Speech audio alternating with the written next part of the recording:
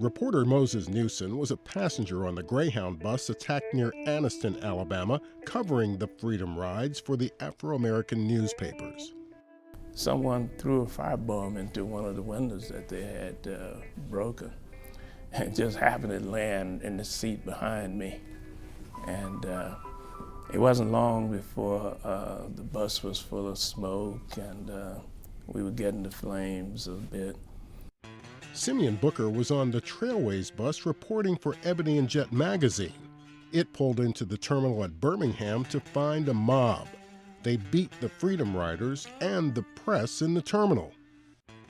And the reason that Klan mob went after the photographers before they went for the Freedom Riders was because they understood what the power of that camera would do. First of all, it would get them in trouble personally if their pictures were taken. Secondly, it would tell the world what brutes they were. John Seigenthaler was special assistant to Attorney General Robert Kennedy. Simeon Booker had met with him the night before the trip began, stating his intention to call for help when the expected violence began. And it did get rough. That's why I don't talk about it, because you begin to see all these things, you know. Simeon called and in effect said, help. We're trapped down here. These people are badly hurt and they're frightened to death. I had made up my mind I was going to be the last guy off there because they were still trying to hit people and beat people when they came off the bus. And I put a handkerchief over my mouth and got down as low as I could there.